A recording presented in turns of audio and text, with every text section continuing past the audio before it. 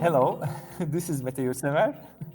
I'm the host of Formula for Creating Value podcast. Today, my guest is Oana Popa Rengle from Romania. Bine ați venit, Oana. Bine v-am găsit. Thank you for inviting me. Well, that was it. I can take a bit longer in Romanian, but that would be a torture especially for our audience. Oana, you're a psychologist and you performed as a psychotherapist for about 5 years or so, but you've been a researcher almost close to 20 years now, right? Right. And you have a quite interesting approach to qualitative research. I watched you in Istanbul. It was one of the last major public events held before pandemic. The very last. But you also speak at SMR organizations, and I guess it will be a very interesting topic for the marketing crowd who's going to listen to our conversation. So let's start with the data. The data is massive. It's flowing like rivers. And some people say that we don't need to listen anymore to the customers. Data says it all. What is your take? What do you think? Well, there is, the short answer to this question and then the days of discussing answer to this question. The short answer would be that data is not insight. And us in market research are not in the business of providing data, or should not be in the business of providing data. We should be in the business of providing insight, which has so many definitions, but basically for me, it's data with this layer of meaning on top. Like, what does the data mean? And why is it important for the client organization to know that specific piece of data? How does it influence their objectives and where they want to reach? Basically, you should have a story in that data. And now here is where we can discuss for days, because this rivers of data can come from so many different types of data streams. I'm not saying qualitative research is the only way to get to the insight, or that one particular data stream is there. You need to bricolage them somehow. But one of the main difficulties with these streams of data is that they are overwhelming. And even if the story is in there somewhere, it's very difficult to find it, because once the mind that tries to find the story gets overwhelmed, it's very difficult to actually find that story. This is why a little bit more, because you can have like the passively collected data stream, right? The information that it's put out there with or without intention, but with or without a certain business question. That is what I think can become so very overwhelming. So that somehow at some point leads to the need of an intentional design, some intentional brief, questions, approaches that streamline somehow the type of data towards the answers that you are looking. And that's one layer that you put, intentional design. Because you said asking people. And that's another big question or discussion in the research world, because you can do research without asking people. You can observe, you can do ethnography, or you can analyze behavioral data that it's in there. I am one to say that sometimes asking people doesn't get you where you want. Sometimes you need to watch what they are doing first. But in the end, I always end up to a little bit of asking people, a little bit, not asking, but a little bit of natural conversation for me. And I have to, clarify all my biases from the very beginning. As you said, my academic background is, I'm a psychologist and I've been working as a psychotherapist, and I've been a qualitative researcher all my life for 20 years. 20 years ago, we only had in-person and conversational. We only had focus groups, in-depth interviews. We didn't have these technology-mediated tools for qual that we have today. So I'm educated in learning about people by talking to them, by reading their gestures and their mimics and paralingual, not just the words that they say. And this for me brings a wealth of knowledge that I cannot get just reading data. does the customers, your customers, let's say, you mentioned 20 years ago or 10 years ago, whatever, the way they request, is it changing? I mean, qualitative research, how did it change in your world? Besides this enlarging of the portfolio of tools, but it's not about the tools basically, but this is one of the most visible changes, if you want. We have more tools at our disposal to answer questions. It has changed from the perspective that you mentioned in the beginning of clients having more and more data sources and more often coming to me, not with the question of necessarily we need to find out this specific answer to this specific question, but also we have all this data here. What does it mean? Can you help us understand what does the data we already have from other sources mean?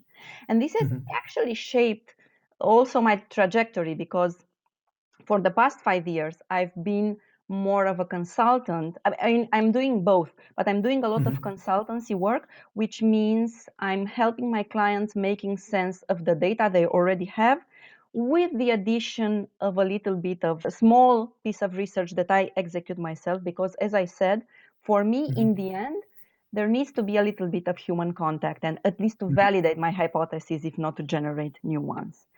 And yet, but this is visible. The fact that clients need to make sense of more data, and that specialized qual sometimes can help them do that, making sense. So let's get into a little bit of the practicality of the research, what you do. You use metaphors, right? You mentioned, and you also in your blog, in one of your blog, Mr. Clotaire Rapaille, I mean, which is also someone who deeply had impact on me, on the way I look at research. Can you talk a little bit about what do you think about his approach to research and briefly describe? Yeah. I love him. And this is a very controversial, I think, thing to say, because he is very controversial.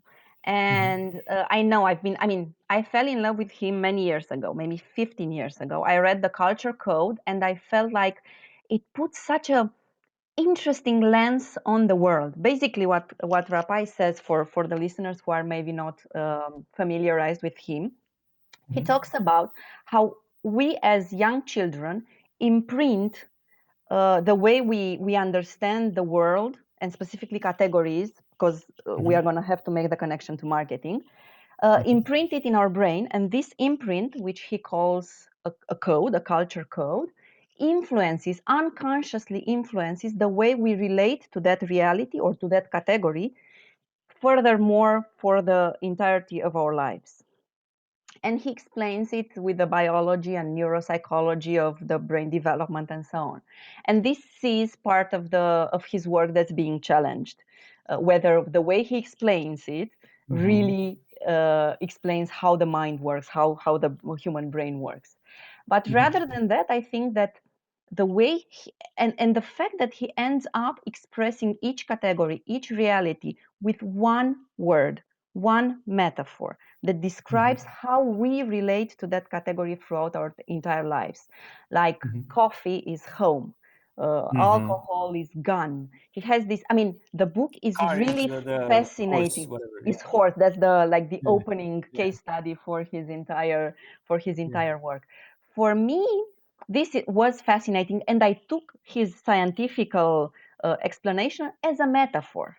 As a metaphor, I'm not sure what the science behind really is, but it's a metaphor of the fact that we are culturally influenced in the way we relate to our realities, and also a metaphor of the fact that what's embedded deeper in the emotional brain is stronger into influencing our behavior than whatever comes later as a rational.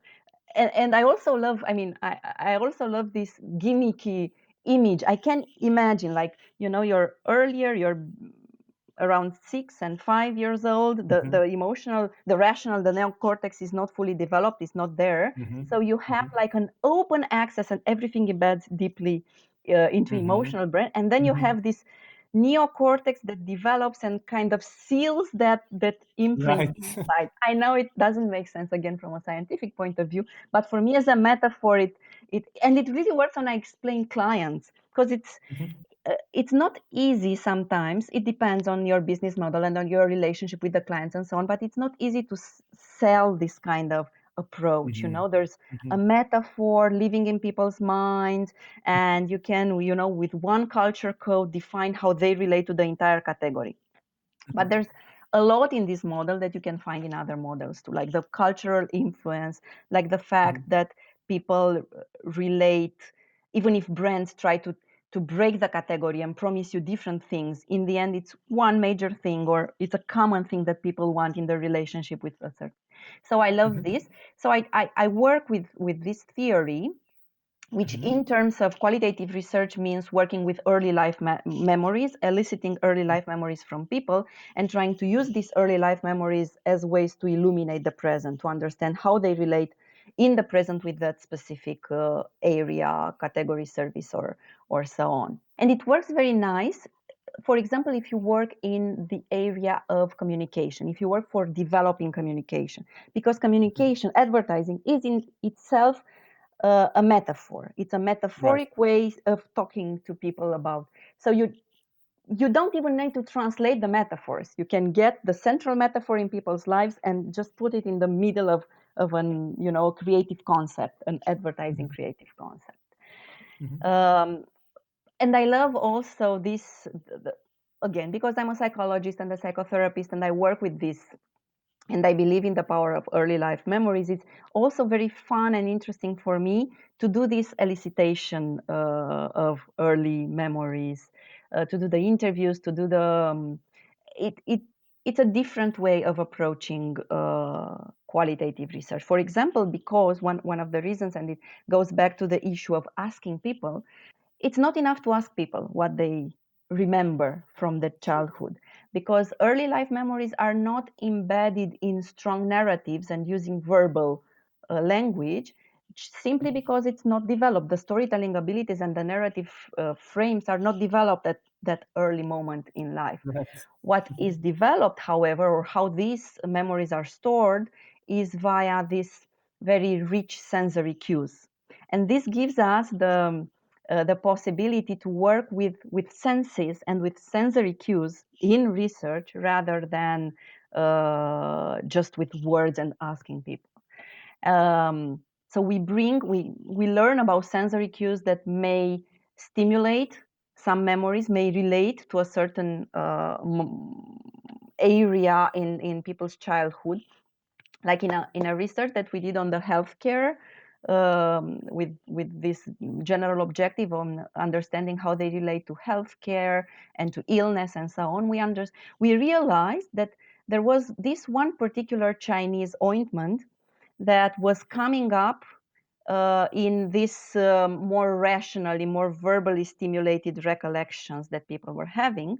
So, and this was by accident 20, 30 years later, still available in the pharmacies. So we went and bought those Chinese ointment that had this very particular, unique scent that people were remembering. And we used that in the subsequent phases of the research to stimulate even more, to get even deeper or richer memories from people, just by exposing them to that scent. So that's really interesting, because you mentioned I do work with a lot of stuff, not just metaphors, with anything that I end up believing in, I find fascinating, because I also get bored very easily. So if I were to do the same thing for 20 years, I wouldn't be in this business anymore for sure. And this, working with metaphors gives me the opportunity to do things in a different way, and really interesting. So very interesting stories. I really regret I didn't study psychology. You're an avid um, game player, board games and all sort of games, and you use board games for your research. You design board games. Tell us about that, please. Yeah, yes, it's true. As I was just to connect to my earlier comment about getting bored easily, it's again easy not to get bored when you bring your own passions into your work. So yes, I'm an avid board game player, but even more avid than myself is my brother. He's really into gaming of any sort, and he's the one that stimulates this passion for me, with bringing new board games to my attention and forcing me to play a new board game every other week or every. Great. And it was actually him that, because he's so much into gadgets and so much into video games, and at the beginning it was very intriguing for me to see that he's equally into board games. And I thought it was a very interesting and nice parallel to what's happening in the research industry, where, as I was saying, I'm this old bird in the industry. And when I started, qual at least was mostly face to face and conversational. And then we got to be swept off our feet by technology and all kinds of improvements that come from the area of technology. And I thought it was interesting how uh, board games still manage to capture people's minds and attention and interest. And for me, it was a reassurance always that what I was feeling about my craft, that there needs to be something in person and conversational and people to people, it's true. I'm not just defending my, old earned status in the industry. So it was a mixture of that and of me really loving to play board games and really wanted to introduce this more into my craft. And I started by introducing gamified elements, like bring a pair of dice and putting some questions on cards and doing all this kind of gamified little bits into focus groups or interviews. But in time I evolved to actually, through gamification in research, like transforming a regular focus group into a board game from beginning to end, like recruiting people to come play a game with us, not to come discuss with us in a focus group. And again, this is not like the one method that trumps everything else and it answers all the objectives. And it actually takes so much effort to design a board game and to prepare, and it takes so much involvement from everybody involved that you need to think really specifically when it's needed. But for example, there's two things that I find board games do for me as a qualitative researcher. One is engagement, and that's the obvious. Like, we know that we use gamification elements in all areas of life to get engagement from people, so it's obvious. But the fact that it's obvious doesn't mean it's less relevant. And I find it very relevant with client engagement, more so than respondent engagement. Because yes, we do have a problem motivating maybe people to participate in research more and more in the industry, but we also do need and sometimes have a problem of having client engagement in the research, because you need those. There's no value in the data or the insight that you get from research if clients are not engaged enough with it to make it something that will actually change something in the way they do things. And my games are always clients and participants, respondents playing together one mega game where everybody's engaged. And I engage pretty large teams on the client side because we need to have some sort of similar teams playing of respondents and clients. And this was, if you want, the main, the kind of buzz that you see in a debrief that comes after a week of gaming sessions. And you have the full of the debrief full with people. Everybody wants to be there. Everybody wants to contribute. Everybody wants to talk about, it's like when you come from a very nice vacation that you had with a group of friends and you still want to tell those stories, days after you return from you want to keep the buzz going. That's how I feel it goes. So one is engagement, and the second is creativity. I feel that board games as a tool in research work very well when you need, when you work in new product development. You need any kind of innovative looking at the world, because the whole game setting is this alternative safe universe for people. They are for 2 hours or 3 hours in a different setting where the social pressure is not there. The social pressure to provide the right answer is not there. If you make it part of the game mechanic that it needs to be as creative as possible in order to win the game, you create this, alternative safe universe where Great. people can be more creative. I'm desperate to get an example. Can you give us a little bit like one case that was interesting? I mean, I'm curious about what else is involved. I mean, like role play or. There's a lot that it's involved. One of the main mechanics that I use, for example, is the client team has to anticipate how the respondents would answer. So part of it is based on questions and answers. People have to answer questions, but the clients have to anticipate beforehand. That's part of their pre-work exercise. What people will, how they will react in certain imaginary context, or how they will answer questions, and it's part of how they can win or lose the game.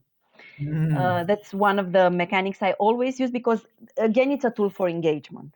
Yes. For them. The other thing that I use is I use a lot of resource play. People get rewards and resources, and then later on in the game, they get to use up their resources to buy certain things. And those certain things are like features in a new product that we are developing. And it's sort of like you get a voting session in a regular focus group when you show all the features and ask people what they would prefer, except that these are resources that they have earned, so they have a bit more value, and they can keep if they choose. These resources help them win the game. So the choice moment when you spend your own resources, it actually, because I know you're working with behavioral economics concept, it actually introduces the concept of pain of paying, which you don't have when you just ask people, now vote for this element. So I do this. There is also role playing a lot, because again, the game creates this more believable context for role playing. For example, I had this client for forever. They loved role playing, and they loved asking me in the past to do these pair depth interviews with owners of or users of different brands, and ask them at some point in the interview, convince the other person to use your brand. And this was such a hit and miss, and so often it was a miss approach, because people, it would feel like very theatrical and artificial. You would be in this conversation and someone would all of a sudden ask you to convince someone else. You have no interest to convince them. There's no, it's not maybe something you do in your day to day. However, when you frame it in the context of a game and you say, we do these mega games when we actually have more tables playing at the same time, and you have competition between tables. And this would be usually competition between clients at different tables. Which of the client teams have anticipated more of what happened in the game, or more accurate in their predictions. But you also have some cooperation you can have between these tables. So when you introduce this, you need to convince the other table of whatever thing you want to ask them. And this will get you a reward to progress into the next phase of the game. Then you create the motivation, and you will get that role play. And people will do their best, will use the best arguments that they can think of, will use rebuttals that they can think of, and you can collect all those ways in which natural conversation is built. So that's another tool that I use. Great. So the only downside, I mean, a problematic thing might arise. I was thinking, do the clients get pissed? I mean, some of the client teams when they lose. I mean, do they? Yeah. I Turn had to against? It's not pissed, but I try to introduce. I mean, to introduce certain again elements in the mechanics that reward also not guessing the right answer. I try to avoid getting to the point where people try to defend. It Right. happens often with research. Of Research course. results are sometimes denied based Of on course. what people believed, and this exercise bears the risk of even putting even more force into the initial, what people believed initially. So I also reward some of the the honesty in accepting and changing your flexibility in changing your mind. There are many downsides also. This is why I'm saying it doesn't necessarily always work, but on these two, engagement and creativity, these are two things that to take into account. A major in psychology always helps in business. I mean, to deal with the clients, even. I mean, Yeah. forget about dealing with the customers, but yeah. Okay, so you have another field of activity which is quite interesting to me, your masterclasses.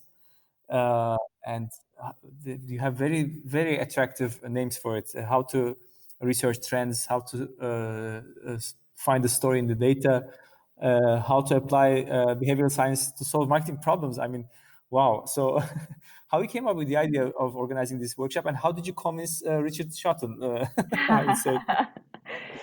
I will disappoint you. It was not difficult at all, but I will get to that. There was no magic trick needed. He's an amazing guy, and he was very open to my suggestion. But I'll get to that. Actually, this is one question that I can answer very easily and clearly, because there is a clear story behind, and that is I grew up in this industry sort of as an orphan from the point of view of belonging to a community of professionals. I started up my own business very, very early on.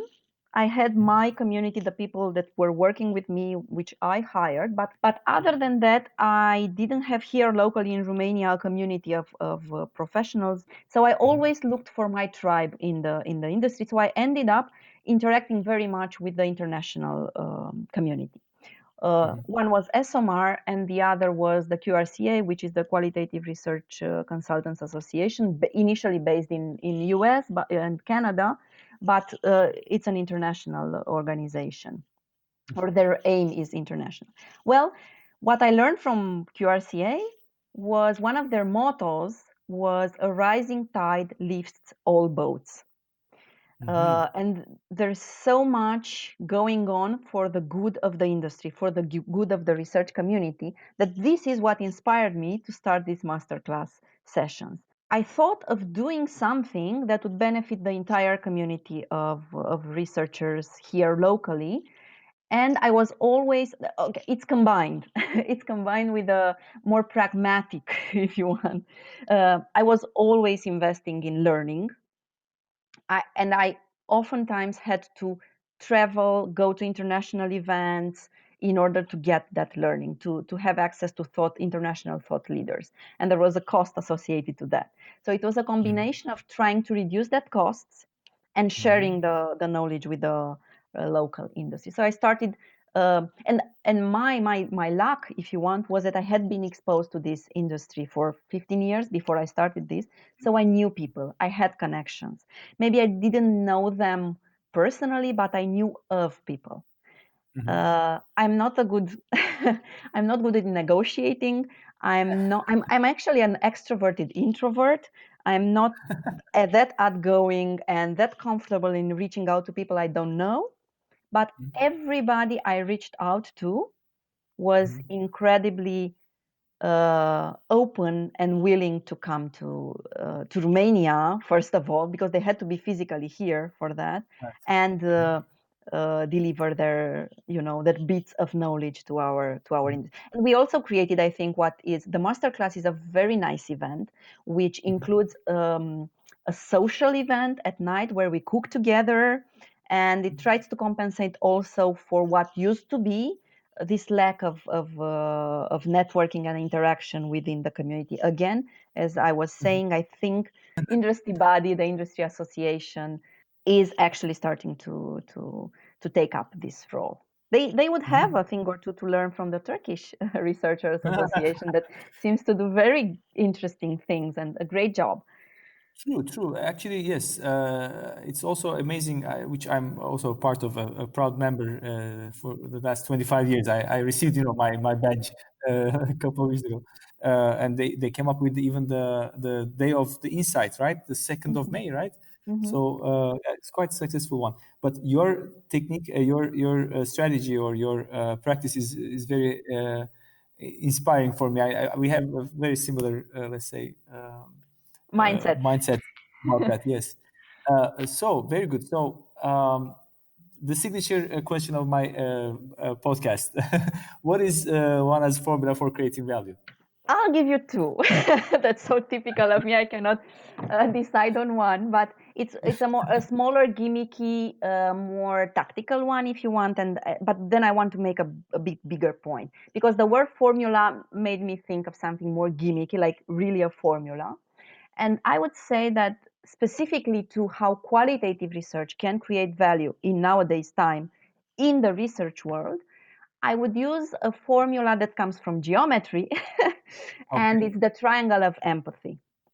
And I think we come to a very nice, closing the circle with how we open this podcast, because you asked about the endless streams of data.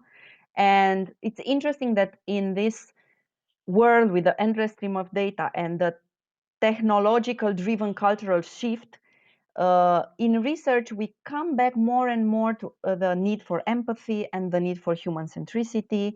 This is where I think qualitative research has a lot to deliver. And the triangle of empathy, the angles of the triangles would be participants, researchers, and clients.